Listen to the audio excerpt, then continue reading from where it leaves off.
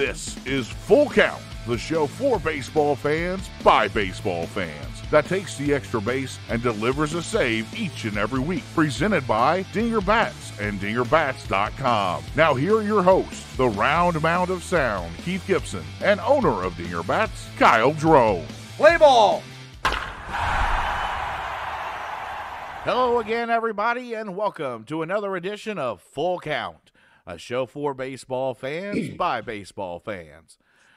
Keith Gibson alongside me. I've got Dinger Bats owner Kyle Drone as we enter the third week of Major League Baseball season. And Kyle, it has been some great baseball, some great pitching, as we've seen pitching really dominate the first month of the season. Yeah, we've had, a couple no-hitters this week and or in the last week and a half, and not a lot of offense that we're used to seeing. I noticed a lot of competitiveness across the league. The only couple teams really jumping out ahead are the Dodgers, which we expected, and the Giants, I believe, are out there a little bit, which is a little unexpected, but everybody else is playing about 500 ball. Yeah, everybody except my Cubbies, who can't hit the broadside of a barn right now, but we'll get to that in a little bit. Hey, we got a big show coming up. We've got a great guest coming into our Clubhouse Chat today, Kyle. We've got Cardinals first base coach Stubby Clapp going to join us here in just a little bit. We're going to go around the horn and talk instant replay. We're also going to talk early season injuries and then some tidbits from around the league. And then Kyle and I will dissect and discuss the Rule 5 draft. And for those who don't know what the Rule 5 draft, stick around with us. You're going to get a little education on the Rule 5 draft today. Of course, we'll have our triple play trivia and our on this date in baseball history. And then we'll have our milestone minute where we focus. I can't believe I'm saying this, Kyle Drone. We are going to focus on Yadier Molina today on Full Count. So stay tuned with us. Stay with us throughout the entire show. We've got a great show headlined for you. But let's start with Around the Horn. Kyle Drone, big news over the last week was instant replay.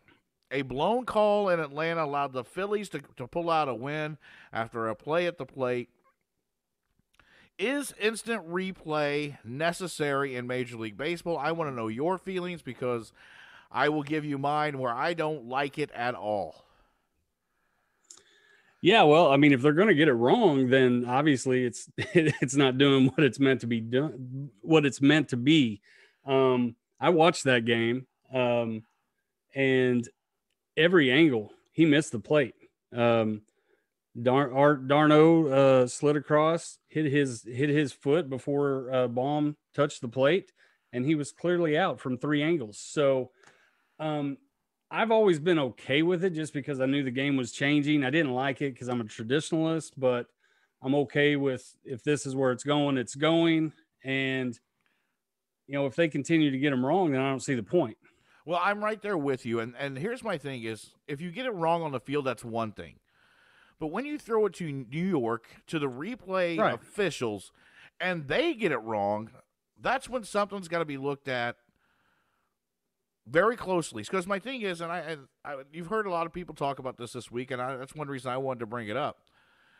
So I want to know what the replay officials in New York know before they watch a replay. Do they know the call on the field?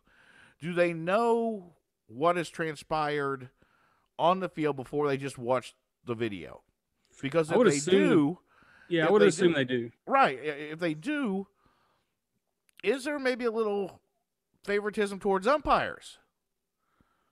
I don't know. I do. One question you may know the answer to isn't it an actual umpire that's doing this in New York? That's a great question. That's something I don't know. I believe so. I believe it is. So that being the case, I don't, I can see maybe a rookie umpire maybe trying to save face for an umpire, but I don't see the, because it's going to be seen ultimately across all social media. I mean, it's recorded, it's slow-mo, it's all right there and three angles. I could understand if one angle didn't look right and the other was inconclusive and then one was definitive, but all three of them, there was nothing close there. Right. And I agree. There was nothing even nearly close. And they have more angles, I think, to look at in New York than you even see on TV. But No, for sure. when you see it on TV that it's not right, how do you? It just irritated me that it missed. But we're seeing that a lot more and a lot more, and we're seeing games changed because of instant replay too. Just not at home plate. You're seeing tags at second, which could end a rally for a team. Right. You're seeing, hit by pitch that aren't being called, can't be reviewed. Guys who were leaning in and taking one, which good for you. Take one every once in a while. You get on base, you get on base. But I don't like the fact that that's not a reviewable offense either. So my thing is, if you're going to do this, there needs to be a strict guideline, and there has to be definitive call, because that was one that was not a great look for Major League Baseball. No, it was 100% wrong. But here's my question to you. So say it comes down late in the season, Braves, Phillies, maybe fighting it out for a wild card, maybe even a division title, and that one game is the difference between games 163 or somebody going home. No, how big does that call come now? Well, I mean, you can always look back at the Cardinals World Series against the Royals. How big was that call? So, and that was without replay, obviously, and who knows if they'd have got it right if they had replay the way this is going. But yeah, I mean, it's, if you're going to have replay, you've got to be getting that right. I mean, it wasn't even close in my book. And I'd be curious to see what that umpire or reviewer, if it's not an umpire, would say in an interview if asked that question. I completely agree. We'll have to see where it goes from here. Do you feel the umpires should be punished in any sort of way for missing that call? Oh, man. The umpires on the field, no, absolutely not. The reviewers, I hadn't really thought about it before. I don't know. Someone's got to be held accountable, though, right? I guess, but what are you going to do to them? Suspend them a few games, and I mean, I don't know what the unions are so strong. I don't know what you could do. Yeah, well, that's a great question. That's a good point as well. So it was a bad blown call. It was. That cost the sure. Braves a game. I agree. So, all right, moving on. Let's talk about some injuries. Man, we are seeing a lot of injuries. Guys going to Tommy John, quads, hamstrings, lots of that early on in the season. To me, it seems like you're seeing a lot more guys going on the IL because of injury right now than years past. My thought is, could it be because of a shortened season last year? Or is it just a occurrence that guys are just getting, pulling hamstrings and quads, and you're seeing a lot of change in rosters early in the year? Yeah, I don't know. Maybe it's because they have the new system with the minor leagues. They've got the alternate site, and it's much easier to pull people up and down than it used to be. Maybe it's, more precautionary than it was. Like, oh, my back doesn't feel good. Okay, IR, we'll bring somebody up for a couple of days. I don't know. But it seems to be, like you said, a lot more frequent, and the injuries don't really seem to be as bad as they put them off to be. You know what I mean? Going on the 10-day IR for, whatever little twinge in the back of their leg or something. So I really don't know. The Giants placed Johnny Cueto on the IL. As you said, 10 days, 2 starts for a pitcher. It used to be 15-day. Do you think that makes a big difference too? That they can say, okay, you're just going to go. We want to keep guy on the roster. You're going to go on a 10-day IL, miss a couple starts, and you can be back. Dude, there may be some strategy to this that we don't know about. You know what I mean? Saving the arms. Hey, we got a light schedule coming up. We can save Cueto in the shimmy, and bring him back. Fresh in 2 weeks. Who knows? That's a great point. That's something I've thought about is, okay, maybe you got a guy who's got a tired arm from spring and not real healthy. Maybe, he's got a little twinge. We can put him on the 10-day, miss a couple starts, and he comes back, gets a little more rest. That's a great point in that. I did see where Fernando Tatis Jr. came back this week and was cleared, and that's a great sign for the Padres. To me, it just seems like injuries are taking a lot of guys off the field for little things, hammies, quads. You look at George Springer. He's got a lat. He still hasn't played. Right. So to me, that's a worry for me. that could we see this move forward and get more and more? The other thing I'm worried about, Kyle, is COVID. And it's real because we've seen it happen, with the Nationals to begin the season. We've seen teams get hit. The Cubs were hit. The bullpen has been hit hard. The Cardinals, I know, had some issues in the spring as well. The Cubs bullpen has been hit hard, or they were hit hard by COVID? Both. Okay. Both. Thanks for pointing that out. Appreciate that. Well, I just need clarification. Okay. No. So is COVID something that we're going to have to worry about, and could that be a factor in some playoff races, you think, this year? Man, I hope not. I think, it has been, there's been some outbreaks, but has it subsided considerably since, 3-4 months before, even 6 months before? Yeah, I think so. So I'm hoping it dies out slowly. Well, actually not slowly, quickly. And, we hear about it less and less. So hopefully by playoff time, it's a non-issue, but I would think, we got through it last year with the bubble or some sort of bubble.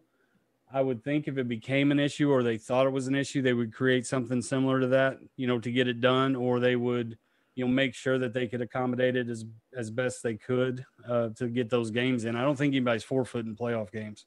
No, I won't see that either, and that's a great point. Let's hope it does go away, but it's something we got to keep in the back of your mind. I think that's something that makes the alternate site right now before Major League Baseball, minor leagues get up and going.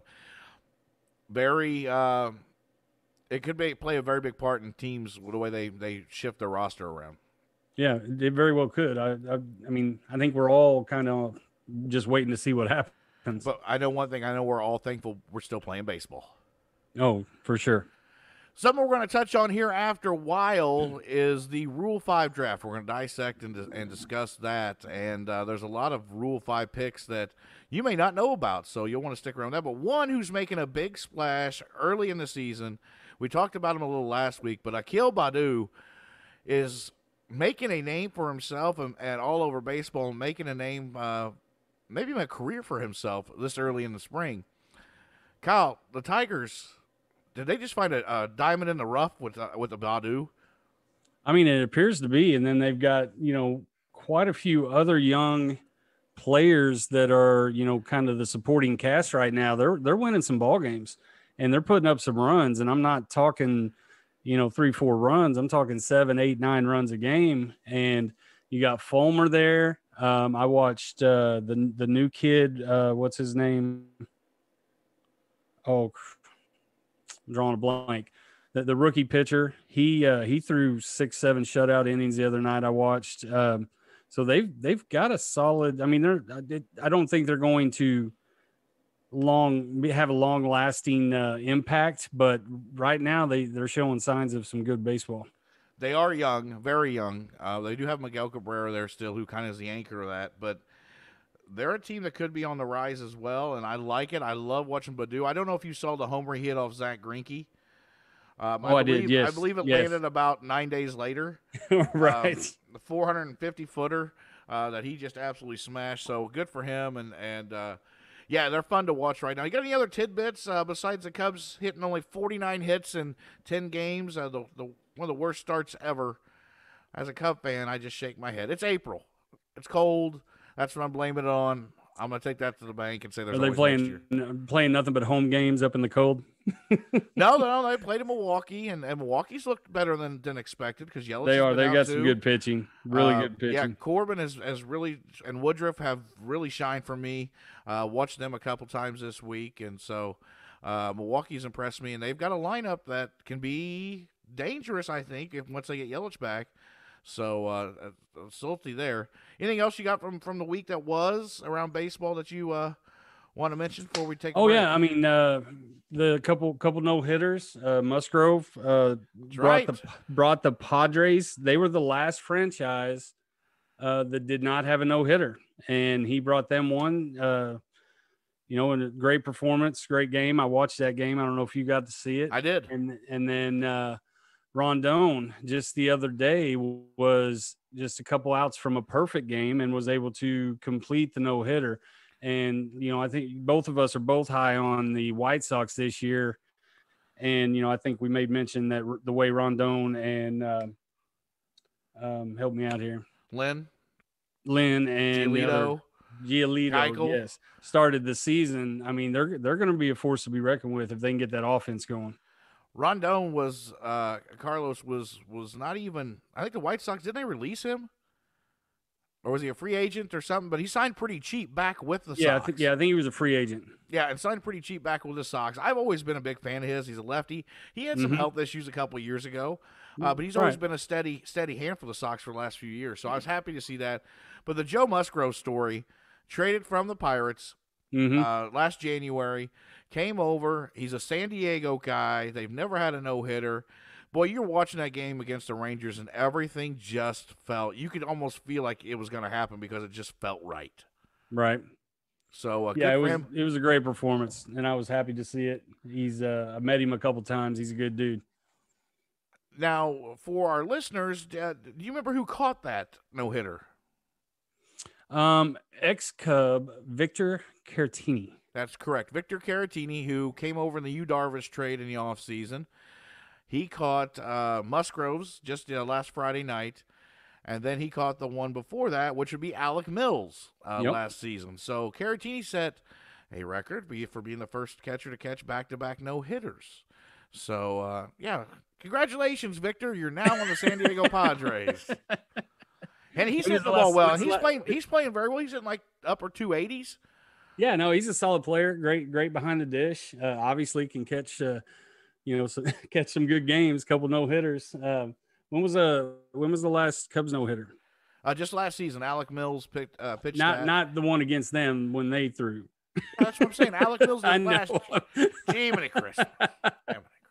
Now, so Cubs lead the league this year in no hitters. We've been close a couple times. It's been rough April for the Cubbies, but they'll put it together. Yeah, we will. Maybe we'll start to sell off here soon. So I mean, the Central's doing exactly what we thought. They're just beating each other up, and they're right at 500. So what they're in the thick of it, right now.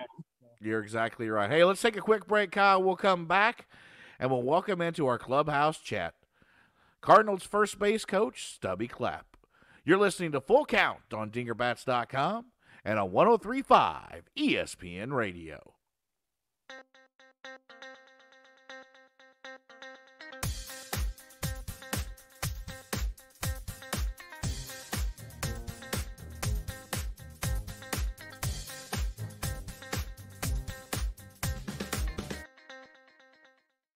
Today's episode of Full Count is brought to you by Ford of Tuscola. Check out the all-new Ford of Tuscola. It's a small-town feel with great big deals. Pre-owned vehicles starting at $24.95. Online at FordofTuscola.com or call 217-253-3353. This is Full Count's Triple Play Trivia Question of the Week. Major League Baseball has witnessed Joe Musgrove of the San Diego Padres and Carlos Rodon of the Chicago White Sox throw no-hitters in the first month of the season. Today's Triple Play Trivia question is, when was the last time two no-hitters were thrown in the month of April in a Major League Baseball season? Stay tuned to Full Count for the Triple Play Trivia answer later on in the show.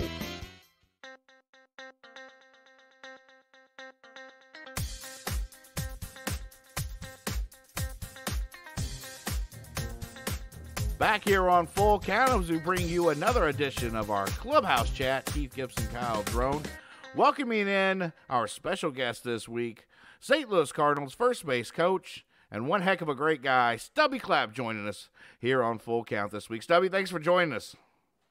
Thanks for having me, Keith. Kyle, appreciate you guys having me on. Cardinals opening the season in Cincinnati, and after a big trade in the offseason, you've got to be excited for what is Cardinal baseball in a city that loves St. Louis sports.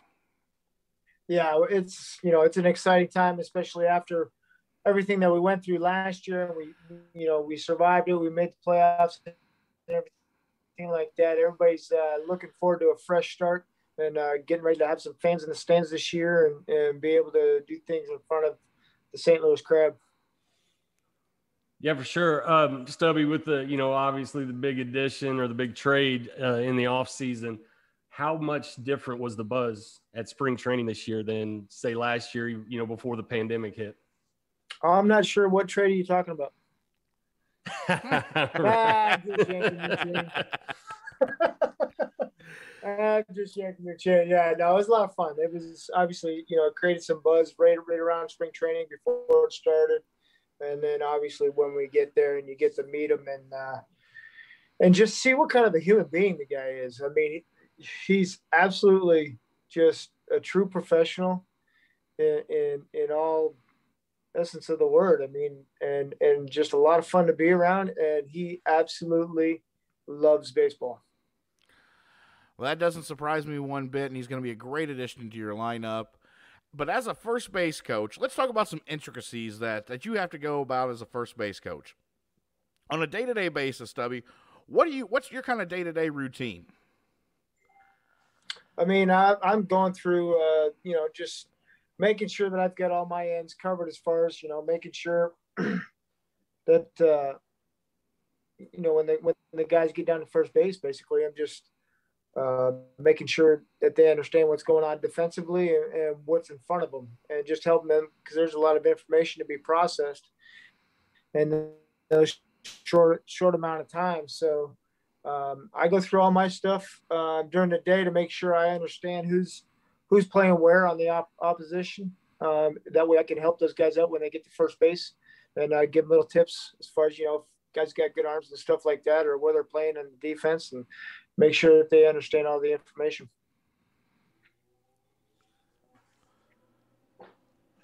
So when you're standing there though, and then there's a guy leading off, is there a time where, I know a lot of young players, they don't like to yell back. That's always been my thing. I love to yell back from the dugout.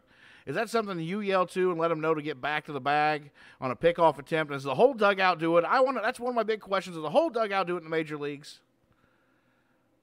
I absolutely do yell back, because if I don't, I get fired. Because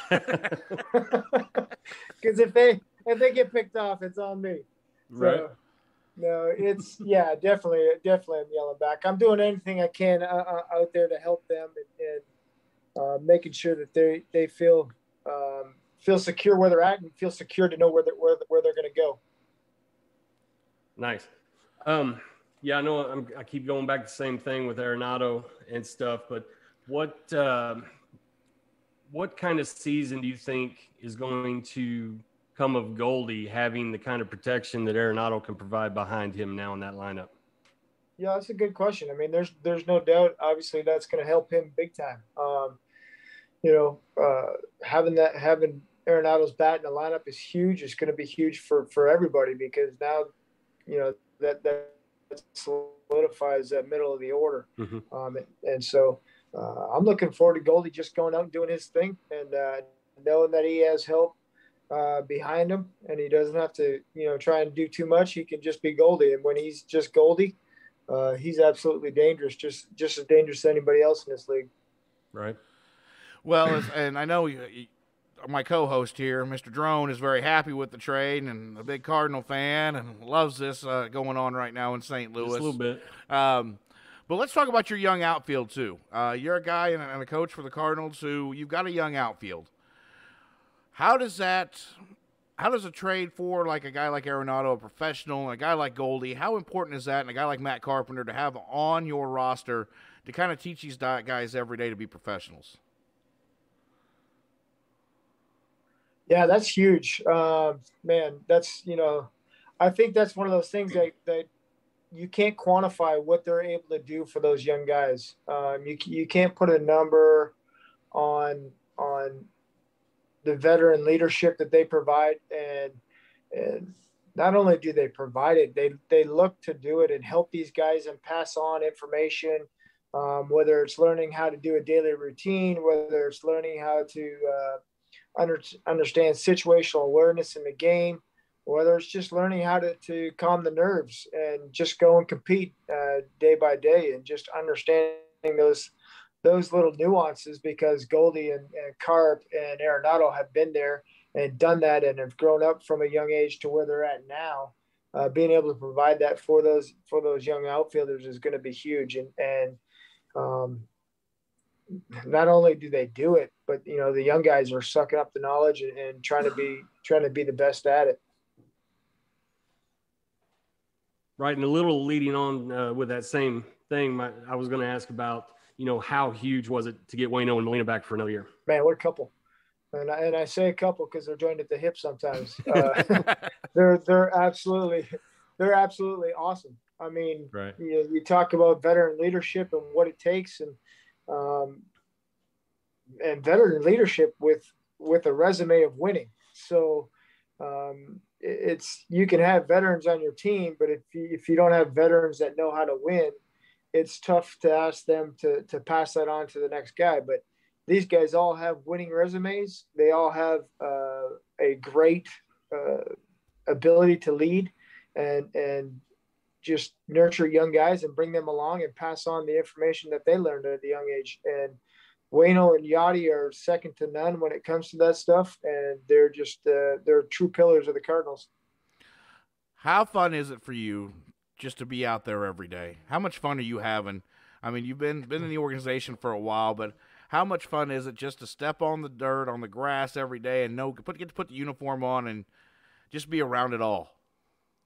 I am absolutely blessed. I just, God's given me an opportunity to be able to pursue a dream in baseball and make a little bit of money and be able to support my family at it. So every day that I step on the field, I'm grateful for it, and being able to just share it with amongst these guys and this particular group of guys, it makes it even that much more special. Stubby, do you like you said, you've been coaching a long time, been with the Cardinals organization for a long time. Do you have aspirations of becoming a big league manager at some point? I know you've managed in minor leagues and AAA. Is that the goal, or do you just play it how it goes and fit in where you're needed? You know what? That's a great question. And here's God will put me there. God will put me wherever He needs me to be to serve. So that's where I'm at with it right now. Excellent. Right now He's got me serving at first base and being the infield coach and just hitting ground balls and making sure that all that stuff is done for this team. And that's what I accept, and I'll try to be the best at it. Well, if you ever need somebody to catch in, I'll be happy to do that for you. Okay. I always need guys to catch up. There's always extra work that's always needs to be done or whatever, just to make the drills a little more tidy. Whatever it needs to make it look absolutely 100% professional. I'm always looking for more help. Final question, Stubby. We can't get much more of your time, but what's it going to take for the Cardinals to win the division this year? It's going to be we got some young talent, you've got some new talent, you've got some good pitching, you've got veteran leadership. But what's the one thing that's going to separate you in the National League Central? I think we just need to put it together. We, in the years past, we pitched well. We played good defense. We've had, some timely hitting to get us into the playoffs. I just think we need to put it together for a longer period of time. Put all three together and run the bases. Running the bases has been a big emphasis for us the last couple of years. Last year we let that slide a little, just due to the COVID restrictions. We didn't harp on it as much, and we look to get back to being better base runners this year. And we need to put all four areas together more consistently, and especially down the stretch to carry us longer into the playoffs and give us a good push for the World Series. Stubby, I got one more. Go right ahead, Kyle. I got one more for you. Sorry, go ahead. Sorry, Keith. No rush here. Do you think having the shortened season last year with the pandemic and everything has that helped or hurt the players going into this year as far as are they more rested, less tax on the body from a full season of last year, or hurt in the regards of not being able to get prepared for this season quick enough or as quick as they normally would?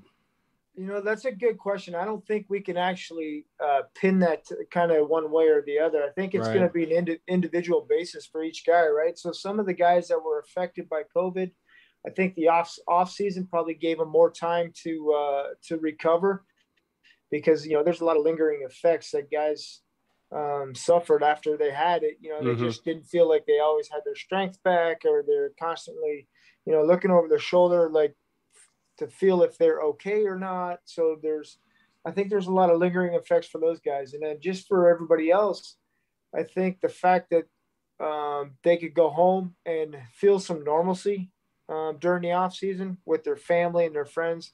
There's a lot of people that didn't see their families for the whole season last year. Yeah. So once you get to go home, and you get to feel a little bit of normalcy and kind of bring you back to earth after going through all those protocols and all the different scenarios that we had to go through for the first time. And it was an unprecedented season. So I think there's a lot of mental stress amongst a lot of people that didn't necessarily get voiced because, we wanted to make that season happen. And right. So I think the off season basically, probably served its better purpose for each individual in different ways. Well, Stubby, we thank you very much for joining us here on Full Count. We wish the Cardinals nothing but the best here in 2021. Boy, Kyle Drone, it hurts me to say that. You know that as a diehard Cub fan, it hurts me to say that, but we do. We do. We thank you for joining us, Stubby, here on Full Count. If you need anything from us, you let us know, all righty? Thank you, guys, and I'll be swinging my dinger fungo. We like to hear that. Yeah, baby. Hey, we'll take a quick break and come back right here on Full Count.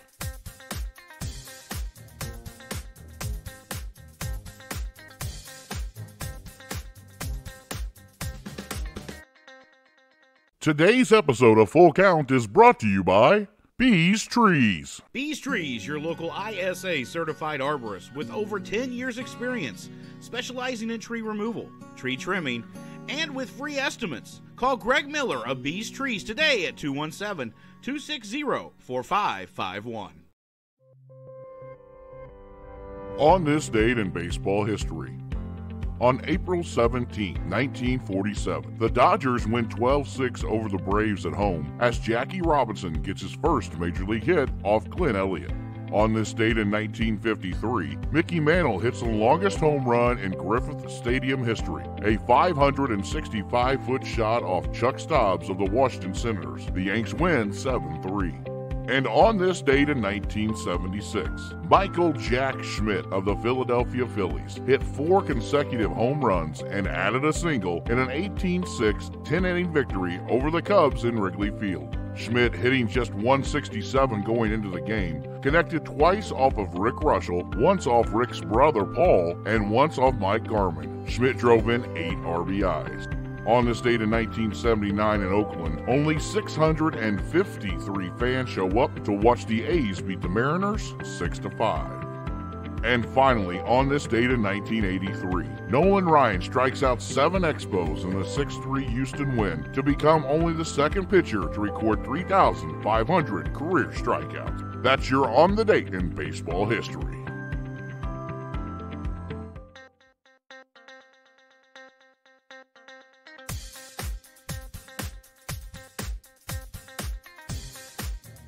Welcome back to Full Count, fans, the show for baseball fans, by baseball fans.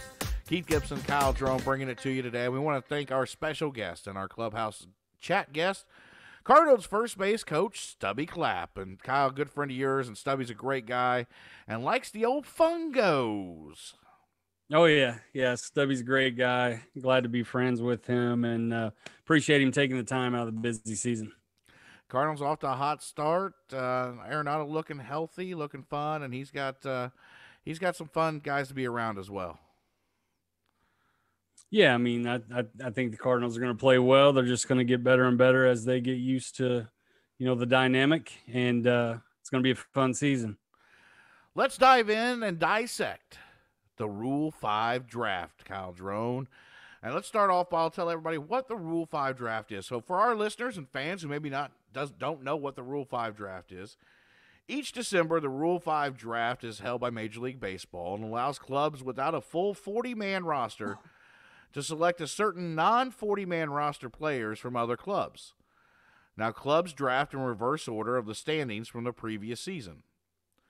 Players signed at age 18 or younger need to be added to their club's 40-man roster within 5 seasons, or they become eligible for the Rule 5 draft.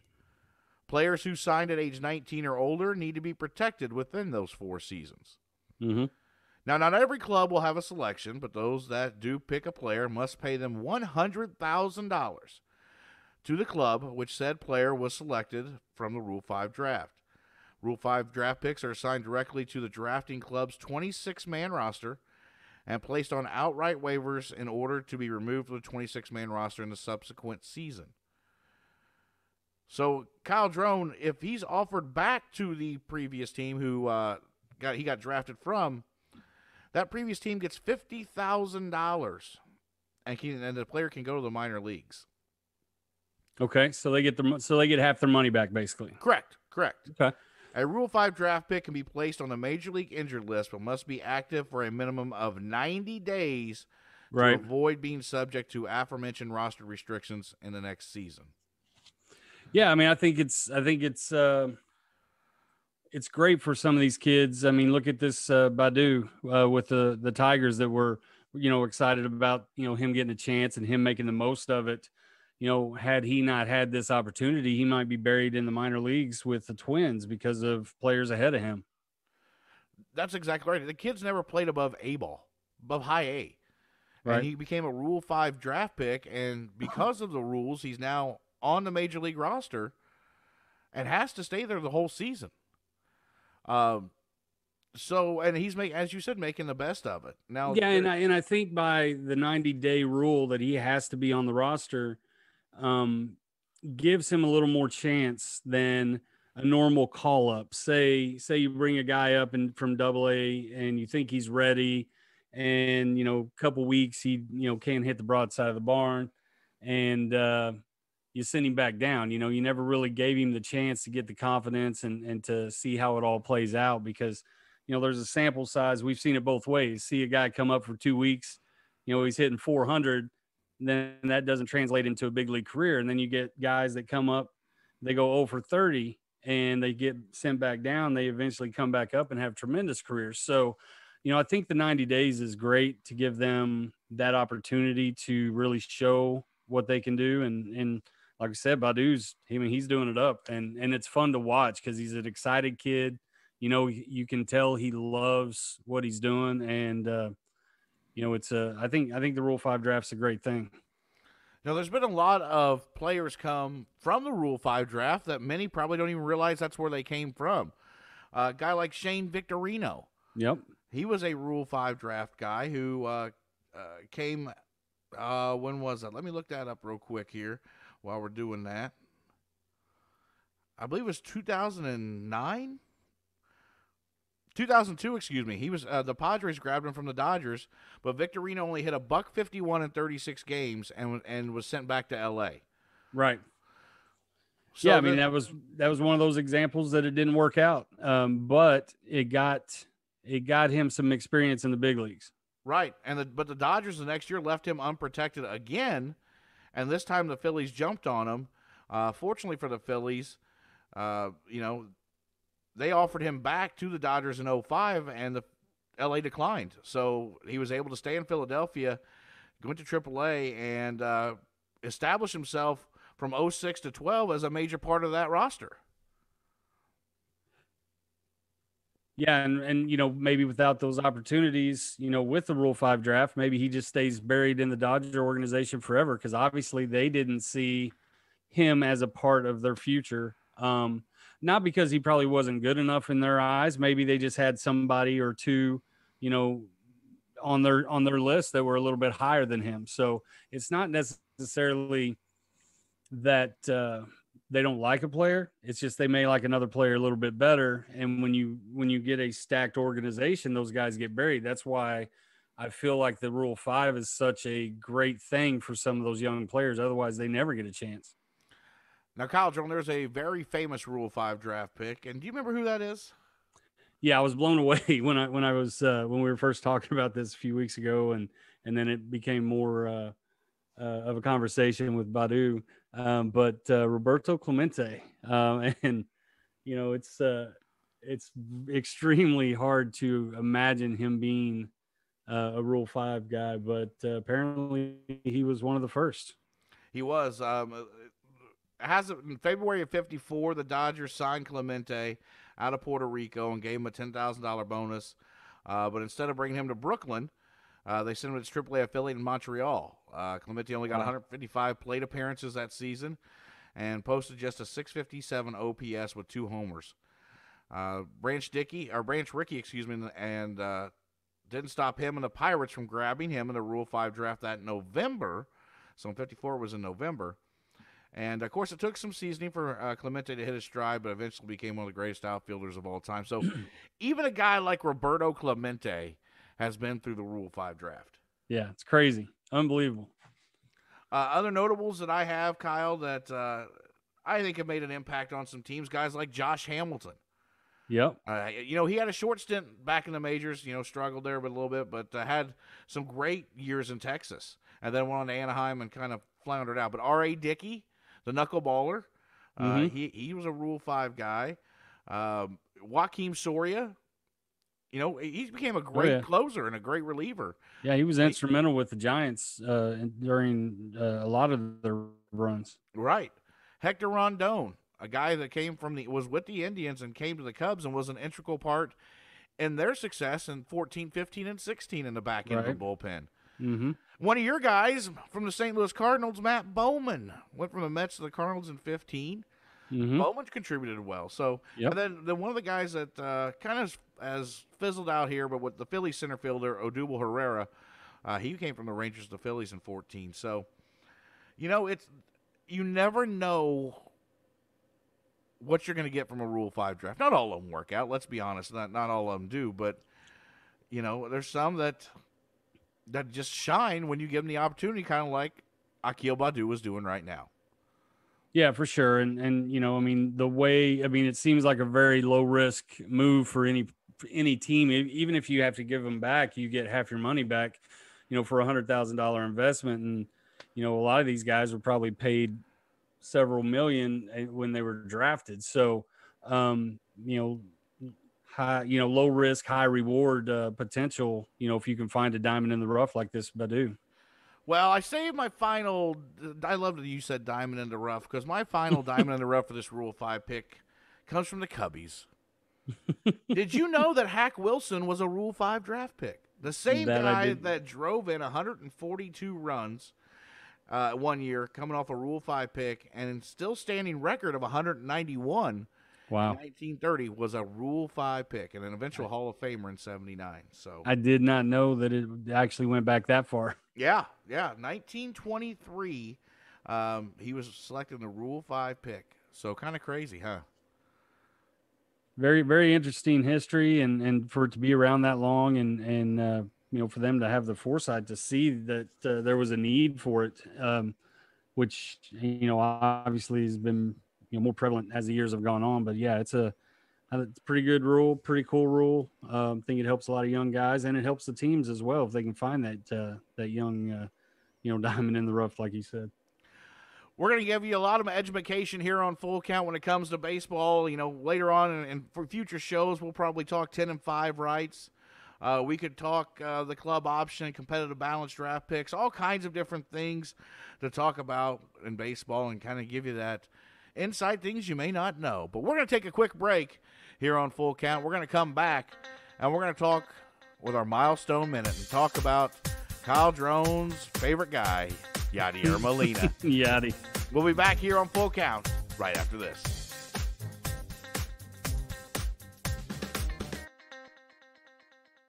Today's episode of Full Count is brought to you by Bosco's Biscuits and Booze. If you need the taste of Southern Illinois, then visit the all-new Bosco's Biscuits and Booze, home of the world champion daily special. 2 large, all-natural, juicy white meat chicken breast, a side of the famous What the Hell biscuits, and a bucket of the cheapest beer in stock for only $6.99. Located at the corner of Old Milwaukee Boulevard, next to the Primo Hooer Hotel. Bosco's Biscuits and Booze, it's world champion food and cheap-ass booze. It's time for Full Count's Triple Play Trivia Answer. Today's Triple Play Trivia question was, when was the last time 2 no-hitters were thrown in the month of April? The answer? 1994. On April 8th, 1994, Kent Mercker threw a no-hitter against the Los Angeles Dodgers, winning 6-0. And on April 27th, 1994, Scott Erickson of the Minnesota Twins threw a no-hitter beating the Brewers by that same score, 6-0. That's your Triple Play Trivia question and answer of the week. Welcome back to Full Count here at dingerbats.com and on 103.5 ESPN Radio. Keith Gibson alongside Kyle Drone here, and we're going to talk about probably one of the greatest catchers. I'll admit it, one of the greatest catchers ever to play the game, and that is Cardinals catcher Yadier Molina. Not you. Oh, okay. Yadier Molina. Yadi caught his 2,000th game just the other day this week for the St. Louis Cardinals. And Kyle Drone, why was that so special? Well, first of all, it's a feat within itself to catch 2,000 games in Major League Baseball, but he is the only catcher to do it with the same team. Yeah, and that's why he got a standing O and should be a first ballot Hall of Famer in my book. And I feel like he will. It would be hard pressed to see anybody. I mean, he should be a unanimous, but we see how that goes. I mean, the only unanimous was Rivera, which he deserved, but there's been several others that should have got that same nod. Griffey, for sure. Griffey, Jeter. Yeah, I mean, come on. Yeah, but Yadi catching 2,000 games, sitting 6th all time, and games behind the plate. And I don't know if he'll ever get the first, who is Ivan Rodriguez with 24-27. Man, can Yadi go that long? I mean, that's just you got to think that's only what, 3 seasons? 3 seasons without injury, right? I mean, yeah, I mean, no doubt. I mean, let's say he finishes out this year and catches, another 125, 130. So, yeah, 2 more, 3 seasons, 2.5 seasons. I mean, there's no doubt he could do it physically, but is he going to? I don't know. I can't imagine. It was, kind of a struggle to sign him back this year. I don't think, for the fans or anybody else, but the organization didn't seem like they were just like a no-doubter on that. So, Which still boggles my mind. Yeah, I mean, guy spent 18 years with you and giving you his heart and soul, and you struggle to re-sign him. I just don't get it, Kyle Drone. Yeah, I think a lot of people don't. But like I said, it all got redeemed when they brought Arenado. Everybody forgot about it. Right, exactly. That's exactly right. Yeah. Hey, we were looking at the list and talking before we came back here during break about the guys who have caught 2,000 games. Yeah. One name really surprised the both of us, and that was Jason Kendall. Yeah. Who caught 2,025 games. Now, Kendall played a lot of his years with the Pirates, played with the Cubs a couple seasons in Oakland. But, man, I told you, I don't remember Kendall playing that long, but he played for 15 seasons. He was pretty reliable. I knew he played that long, but, man, he was, I felt like he moved somewhere else on the field because he was such an attribute at the plate. I mean, he didn't hit for a lot of power, but he was a high average doubles guy. Grinder, would work counts, fight off pitches. So it just kind of blew my mind that he had caught 2,000 games. Well, I would look at his stats, and so he caught 140 games, at least 140 games every year, but 2. Wow. And one was in 99. He only caught 78 when that horrific ankle injury at first base when he slipped on first. And then it was last year in 2010 when he caught 118 for Kansas City. That's the only time he didn't catch 140. That's how you do it in 15 years.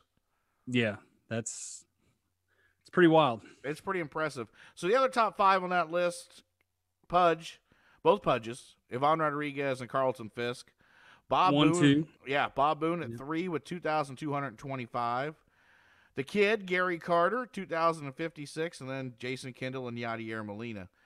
Yep. Any names that weren't in that top 5 or over the 2,000? Molina's right at just over 2,000 now, and he's the last, 2,000 plus. He's the last one. Any names that surprised you that hadn't caught 2,000 games? Yeah, I mean, I felt like Ted Simmons, man. He played 23 seasons. Just got into the Hall of Fame a couple years ago. Ex-Cardinal, of course, but also Johnny Bench, I would have figured was on there. Yogi Berra played forever. I thought he caught 2,000 games in the World Series just alone.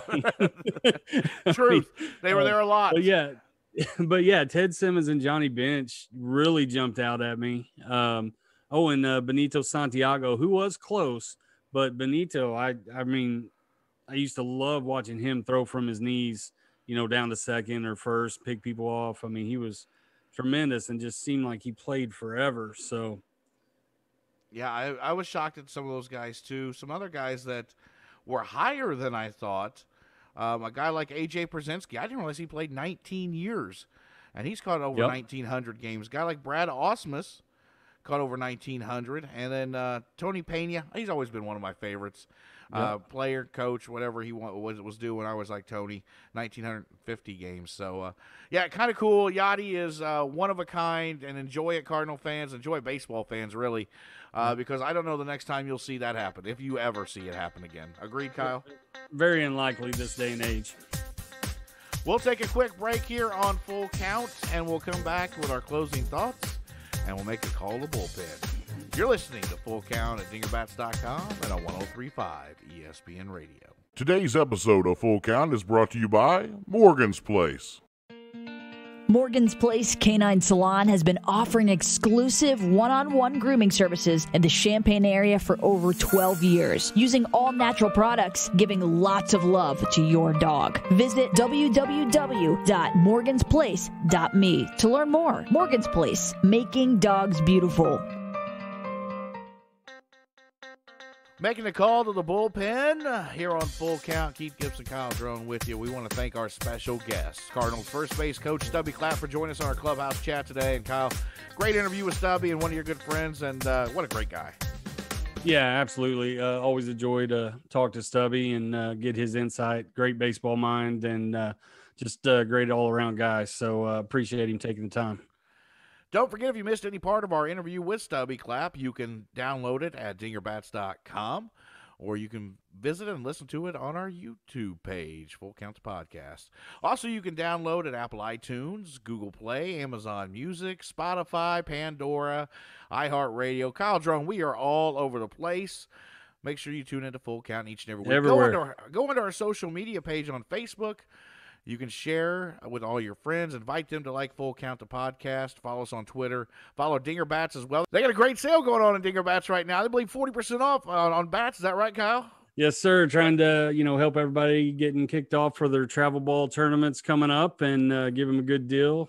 Some of the people that may not have used this yet, go out and give us a shot. You will not be disappointed. That's right. Visit dingerbats.com for Full Count Podcast and all your baseball needs. For my co-host, Kyle Drone, I am the round mound of sound, Keith Gibson. We thank you for joining us here on Full Count. Have a great week, everybody, and we'll see you next Saturday morning.